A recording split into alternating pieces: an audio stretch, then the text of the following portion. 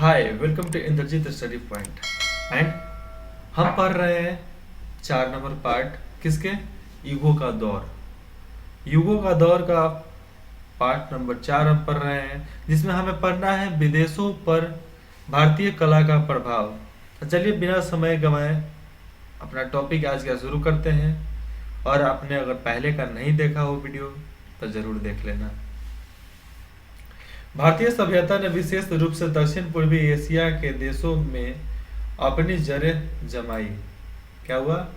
भारतीय सभ्यता विशेष रूप से दक्षिण पूर्वी जो एरिया था उसमें अपनी जड़ जमाई, मतलब अपना प्रचार किया, अपना प्रपंच किया और अपनी व्यवस्था को कायम किया।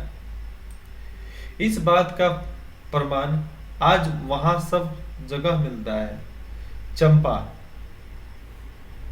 अंगकोर, श्री विजय, भजापहित, ठीक है, भजापहित और दूसरे स्थानों पर संस्कृत के बड़े बड़े अध्ययन केंद्र थे। और जितने भी अलग अलग एरिया था वहाँ पर बड़े बड़े केंद्र थे किसके? संस्कृत के, मतलब पढ़ाने वाले। वहाँ जिन राजाओं का उद्देश्य हुआ उनके शासकों के नाम विशुद्ध भारतीय और संस्कृत नाम है। इसका अर्थ यह नहीं है कि वे विशुद्ध भारतीय थे, पर इसका अर्थ यह अवश्य है कि उनका भारतीयकरण किया गया था और उनका भारतीयकरण किया गया था। वो भारत के ही थे, भले भारत के ना हो लेकिन भारत के बन गए, भारत के मुरीद हो गए, भारत से प्यार करने लगे, भारत में बस कर रह गए। राजकीय समारोह भारतीय ढंग से संस्कृत में संपन्न किए जाते थे। राज्य के सभी कर्मचारियों के पास संस्कृत की प्राचीन पदवियां थीं और इनमें कुछ पदवियां और पदनाम के अलावा थाईलैंड में बल्कि मलाया की मुस्लिम रियासतों में, देखो ये मुस्लिम रियासतों में भी अभी तक चले आ रहे हैं। इंडोनेशिया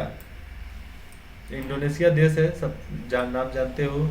इंडोनेशिया के इन स्थानों के प्राचीनतम साहित्य भारतीय पुराकथाओं और गाथाओं से भरे हुए हैं। जावा और बाली के मशहूर नृत्य, जावा नाम है, बाली भी नाम है, के मशहूर नृत्य भारत से लिए गए। और ये सारे नृत्य जो थे भारत से लिए गए। बाली के छोटे से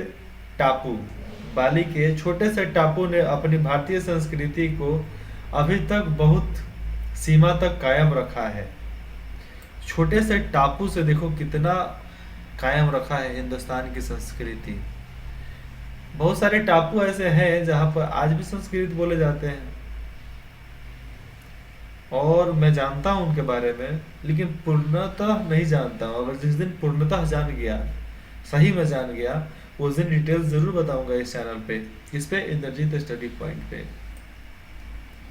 यहाँ तक कि हिंदू धर्म भी वहाँ चला आ रहा है। फिलीपीन द्वीपों में लेखन कला भारत से ही गई है और फिलीपींस देश जो थी वहाँ पे लेखन कथा जो भी था, लेखन कला, वो भारत से ही गई है, कहीं और से नहीं गई है। क्योंकि पूरे वर्ल्ड में, पूरे विश्व में प्रचार करने वाले, धर्म और शांति का प्रचार करने वाला इकलौता देश है हिंदुस्तान, और कोई देश नहीं है। कंबोडिया में वर्णमाला दक्षिण भारत से ली गई है और बहुत से संस्कृत शब्दों को थोड़े से हेर फेर के साथ ले लिया गया है।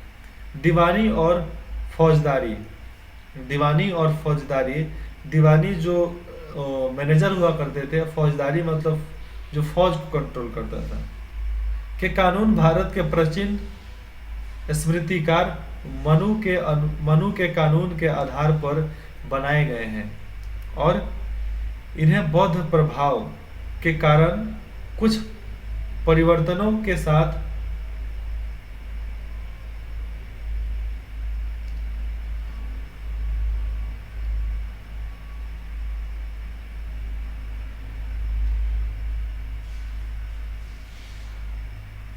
साहित्यबद्ध करके कंबोडिया की आधुनिक कानून व्यवस्था में ले लिया गया।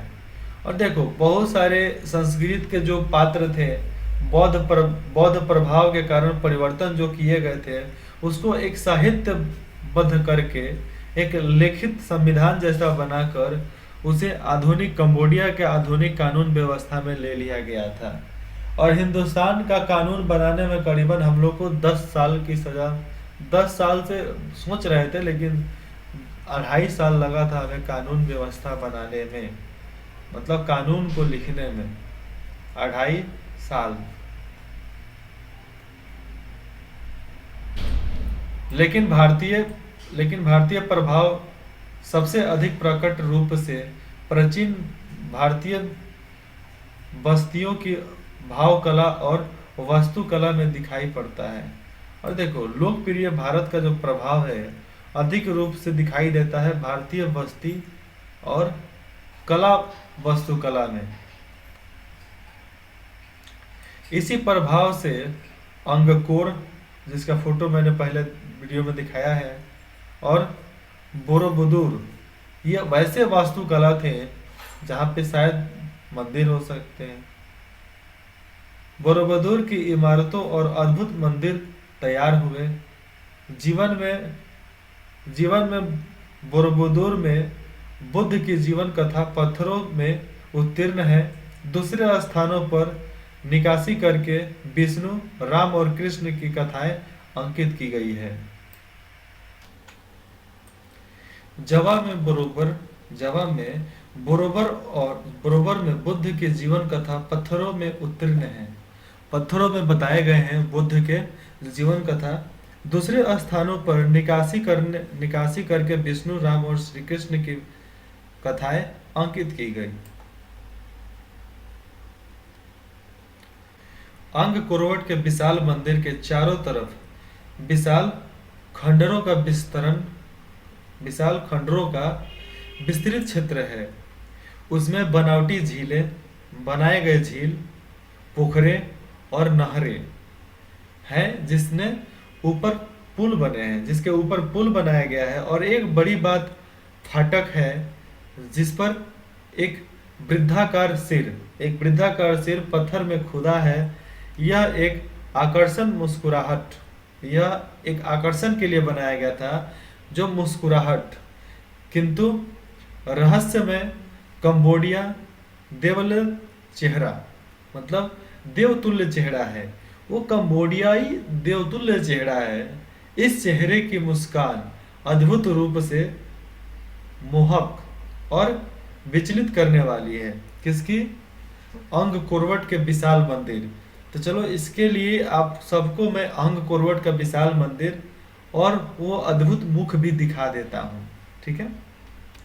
तो चलो मैं फिर से क्रोम ब्राउजर पे आ गया हूँ, जहाँ पर अंगकोरवट का मतलब हो गया अंगकोर का खंडर, और मैं अंगकोर का खंडर तो दिखा चुका हूँ, फिर से एक बार दिखा देता हूँ। इधर देखो अपने राइट साइड में ये डाउनलोड हो रहा है, जो अंगकोर का ये खंडर बन चुका है। अब रहा इसके मुख की बात, तो मैं आपको मुख दिखा देता हूँ। तो ये देखो अंगकोरवट मुख है, जो बहुत आकर्षक है और डरावना भी, क्योंकि देवतुल्य चेहरा था ना ये।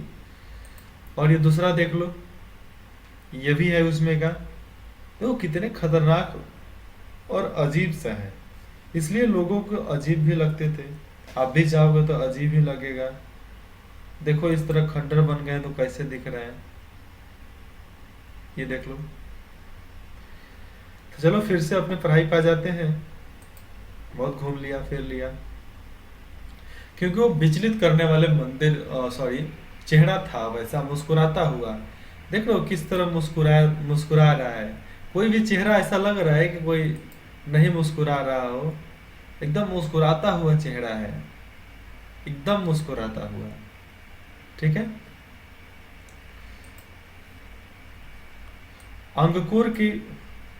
अंगकोर की प्रेरणा भारत से मिली, पर उसका विकास खमेर प्रतिभा ने किया। उस समय के वंशज जो थे वो खमेर प्रतिभा दिए और उनका विकास किया, या कि दोनों के परस्पर मेल से यह अजूबा पैदा हुआ। और ये खैमर के वजह से तो हुआ, लेकिन खैमर और भारत के दोनों के मेल के वजह से ये अजूबा पैदा हुआ। कौन? अंगकोर का खंडहर और अंगकोर का वो हंसता मुस्कुराता चेहरा। ये कहाँ स्थित है? कंबोडिया में स्थित है। कंबोडिया जाने के लिए वीजा लेना पड़ता है, पासपोर्ट बनवाने पड़ते हैं, तब कंबोडिया जा सकते हो आप। उसके बाद पढ़ेंगे हम कंबोडिया के जिस राज्य ने इसे बनवाया उसका नाम जयवर्मन सप्तम था। जयवर्मन सप्तम था, जो ठेठ भारतीय नाम है। जो जयवर्मन भारतीय नाम है, समझ लो भारतीय ही राजा होंगे जिन्होंने कंबोडिया में ये अंगकोर महल बनवाया था, भव्य मंदिर, और उसके बाद से ये विशाल सा चेहरा वहां पर बनवाया था। बहुत सारे रहस्य अंगकोर में दबे हुए हैं जिसको खोजना जरूरी है, क्योंकि धर्म और पुराने अस्तित्व को जानना बेहतरीन बहुत जरूरी होता है। भारतीय कला का भारतीय धर्म और दर्शन से इतना गहरा रिश्ता है कि जब तक किसी को उन आदर्शों की जानकारी न हो जिससे भारतीय मानस साहित्य होता है, तब तक उसके लिए इसको पूरी तरह सराहना संभव नहीं है। और जब तक हमें फुल डिटेल्स ना मिले तब तक हम उसके बारे में कैसे बता दे भैया सब चीज। क्योंकि जब तक सबूत नहीं तब तक बोलना नहीं चाहिए, क्योंकि दलीलों पर फैसला नहीं सुनाया जाता, भावनाओं पर फैसला नहीं सुनाया जाता। भारतीय कला में हमेशा एक धार्मिक प्रेरणा होती है, एक पारदृष्टि होती है, कुछ वैसे ही जिसने संभवतः यूरोप के महान गिरजाघरों के निर्माताओं को प्रेरित किया था। और गिरजाघर क्रिश्चियन जहाँ जाते हैं वो गिरजाघर होता है, जिसको बनाने में यूरोप को भारतीय ने मदद किया था। ठीक है। संदर्भ की कल्पना आत्मनिष्ठ रूप में की गई है। वास्तुनिष्ठ जो वास्तु पहले देखे जाते थे, हर चीज का वास्तु से ही मेल कराकर वो भवन मंदिर चाहे जो भी हो बनता था, बिना वास्तु का तो कुछ नहीं बनता था। और लंका का रावण का जो महल था वो तीन था, महान वास्तुकला से उसको बनवाया गया था। ठीक है। वह आत्मा से संबंध रखने वाली चीज है, भले ही वह रूप या पदार्थ में भी आकर्षक आकार ग्रहण कर ले। और वह एक ऐसा संबंध था, वो एक ऐसा रूप था जो आकर्षण कारक ग्रहण कर ले। मतलब उसको ये सोचकर ही बनाया गया था कि वो आकर्षण के लिए यूज कराया जाएगा, क्योंकि आकर्षण नहीं, टूरिज्म नहीं, क्योंकि उन्होंने आज नहीं सोचा, उन्होंने कल के बारे में सोचा, फ्यूचर के बारे में सोचा, देश को आगे बढ़ाने के बारे में सोचा। भले कोई भी हो, कोई भी राजा बने, इस देश पे कोई भी राज करे, इस मिट्टी पर कोई भी राज करे, लेकिन जो भी राज करेगा महान राज करेगा। ठीक है। यूनानियों ने सौंदर्य जो वहां की प्राकृतिक थी, सुंदरता थी, उसे निस्वार्थ भाव से प्रेम किया। उन्हें सौंदर्य के केवल आनंद ही नहीं मिले, खूबसूरती के आनंद ही नहीं मिले, वह उसमें सत्य के दर्शन करते थे। और वह ऐसा मार्मिक और ऐसा मनमोहक था जिसमें उन्हें सत्य की दर्शन होती थी। प्राचीन भारत भी सौंदर्य से प्रेम करते थे, पर वे हमेशा अपनी रचनाओं में कोई गहरा अर्थ भरने का प्रयत्न करते थे। और यहाँ पर भी सौंदर्य था, लेकिन भारतीयों ने क्या किया, एक गहरा अर्थ वहाँ पर भरने का प्रयत्न किया। जैसे में कोई पोखरा खुद गया अब 400 साल पुराना पोखरा हो गया तो उसमें हल्ला उठा दिया कि उसके अंदर इनार है, इनार बनल है। तो वैसे सारे कुछ लोग बोलते थे कि यह समुद्र से जुड़ा हुआ है, इसलिए इसका पानी कभी सूखता नहीं है। तो ये ऐसे संदर्भ बनते गए बनते गए बनते गए और एक अलग सा ही दंत कथा बन गया। बहुत सारे पुरोहिते आए, क्या क्या बनाकर चले गए। भारतीय कविता और संगीत की तरह कला में भी कलाकार से यह उम्मीद नहीं की जाती थी कि वह प्रकृति की सभी मनोदशाओं से तादात्म्य स्थापित करके, ताकि वह प्रकृति और विश्व के साथ मनुष्य के मूलभूत सामंजस्य की अभिव्यक्ति कर सके और उसके बारे में बता सके। भारत की विशेषता उनकी मूर्तिकला और स्थापत्य में है, जिस तरह चीन और जापान की विशेषता उनकी चित्रकला में है, वैसे ही भारत की स्थापत्य है विश्वास करने में, कला बनाने में, आर्ट्स। हम लोग धर्म और आर्ट्स के ही प्रचार ज्यादा किए हैं, दूसरा हम लोगों ने नहीं किया। ठीक है।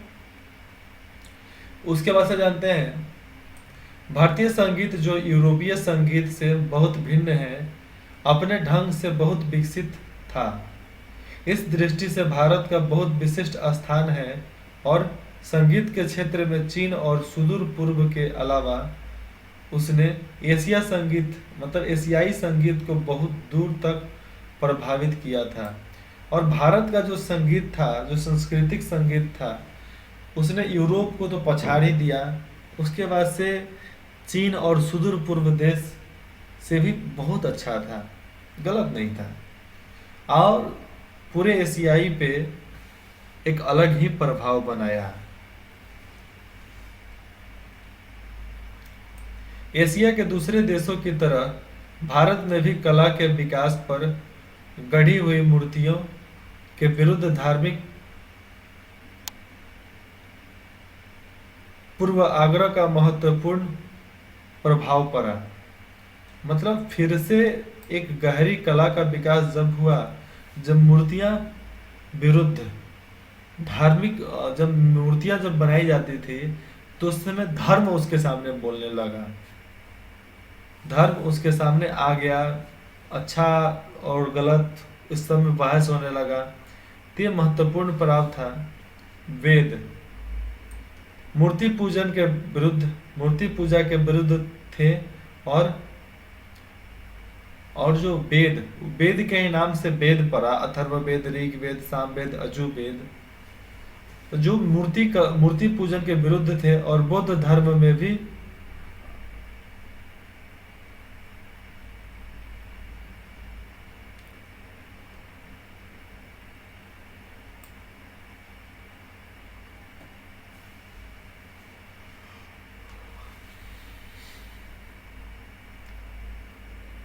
अपेक्षाकृत बाद के समय में ही बुद्ध की मूर्तियों और चित्र बनाए जा सके।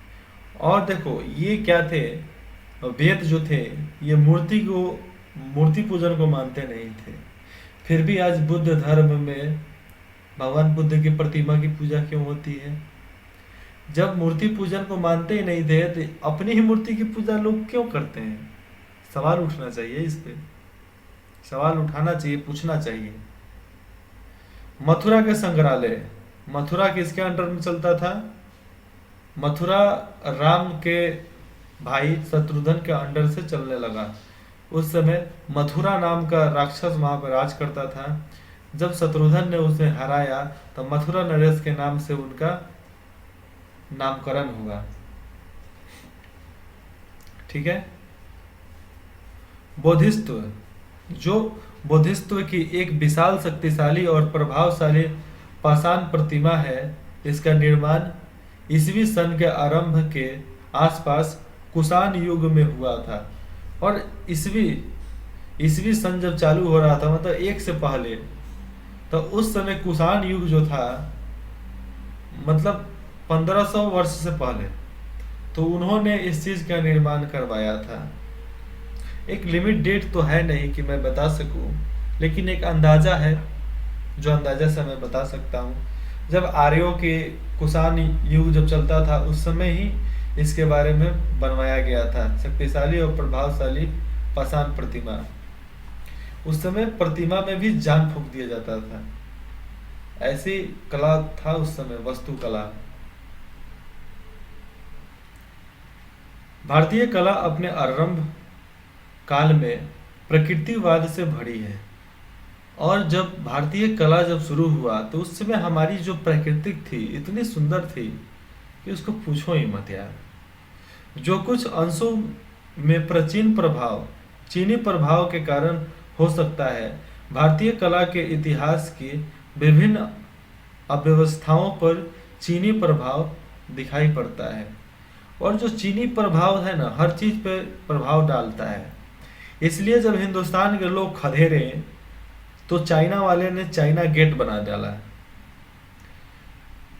जब खानदान किसी का चाइना वाला हिंदुस्तान का नहीं हो सका, तो आज का लोग क्या मिलेंगे, कभी नहीं मिलेंगे। इसलिए चाइना और पाकिस्तान से दोस्ती छोड़ दो,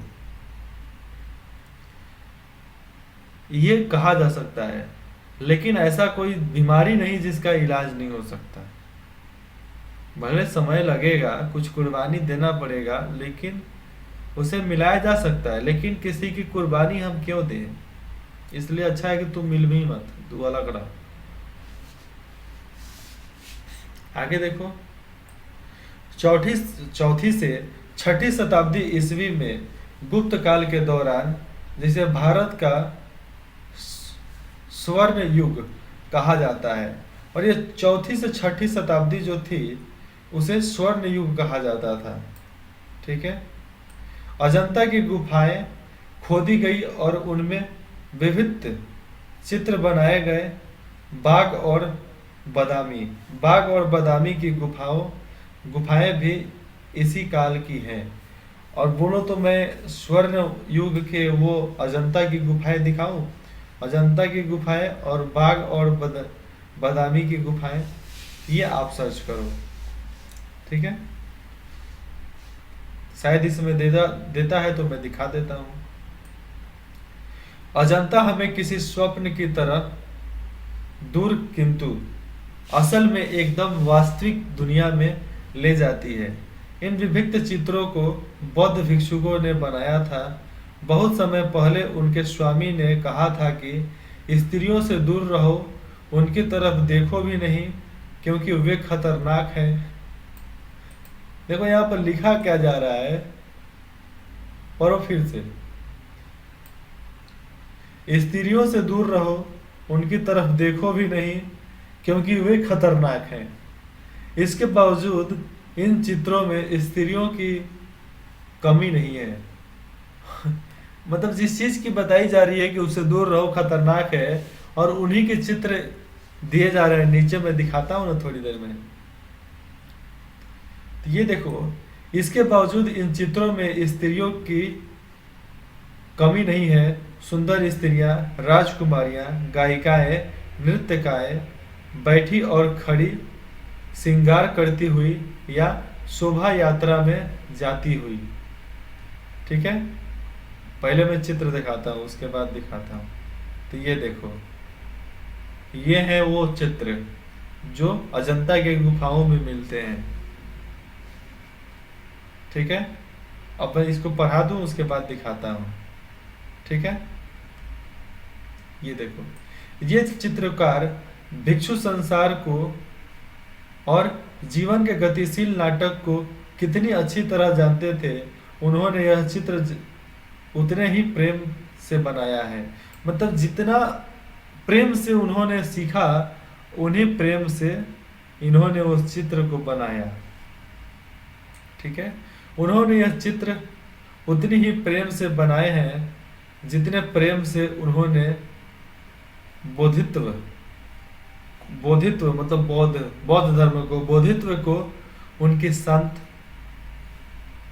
लोकोत्तर गरिमा में चरित्र किया गया है। और जो लोकोत्तर गरिमा एक बुक है जिसमें जो चरित्र किया गया है, उसी के बारे में इन्होंने चित्र करके बताए हैं, चित्र कलाकारी करके बताए हैं। ठीक है।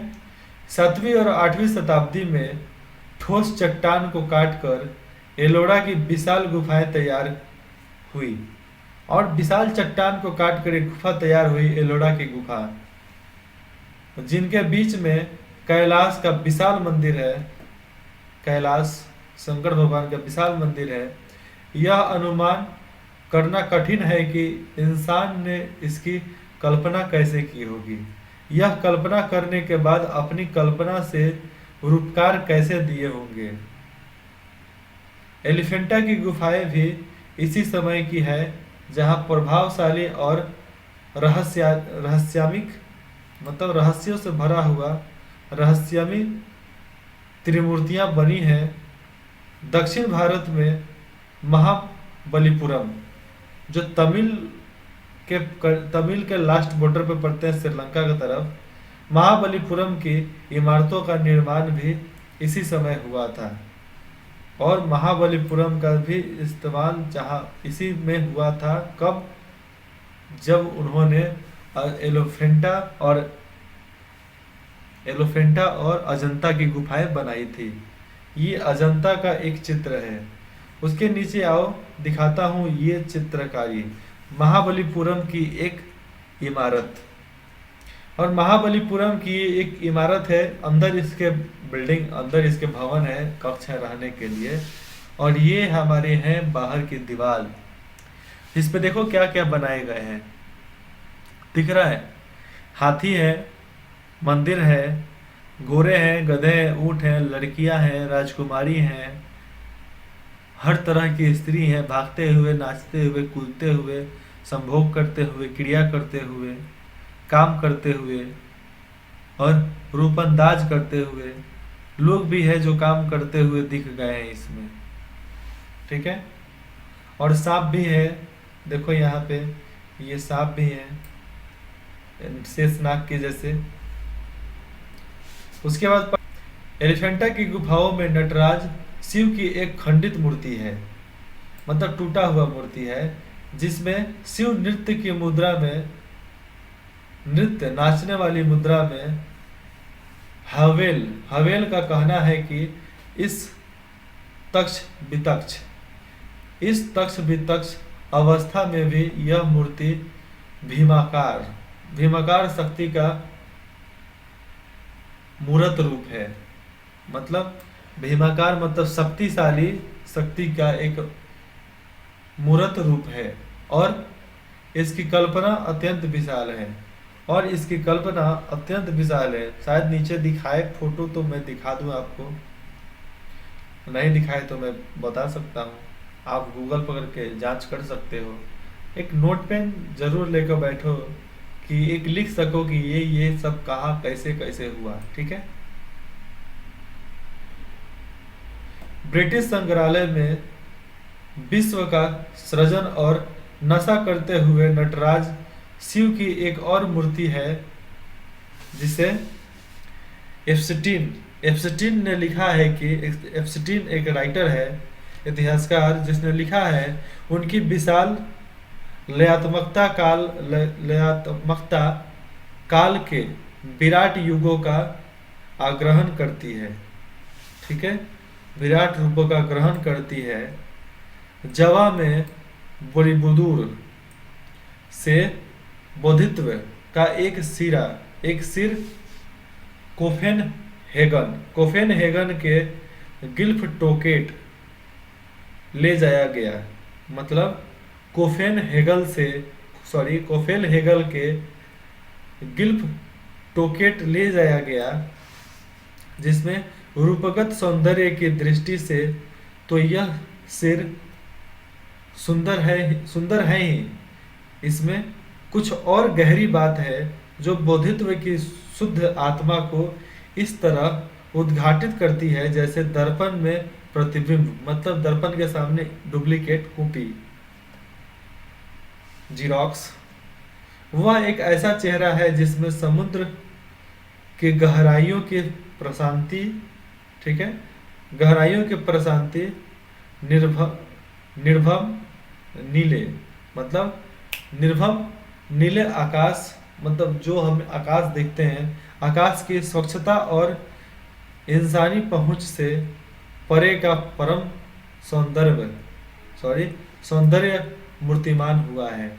मतलब उस मूर्ति में ऐसा बनाया गया था जो इस प्रशांति और निर्भम नीरे, मतलब इस दुनिया के एक अजीब सा स्वच्छता और इंसान स्वच्छता और इंसानी पहुंच से परे और परम सौंदर्य, मतलब हम जिसकी कल्पना नहीं कर सकते, जो परम हो, परम सौंदर्य हो, वैसे मूर्तिमान हुआ। उसके बाद हम पढ़ेंगे भारत का विदेशी व्यापार। क्या चीज? भारत का विदेशी व्यापार। तो वीडियो लंबा हो गया है, पार्ट लंबा हो गया है, तो फिर मिलते हैं अगले पार्ट में। तब तक अपना ख्याल रखना। Have a nice day.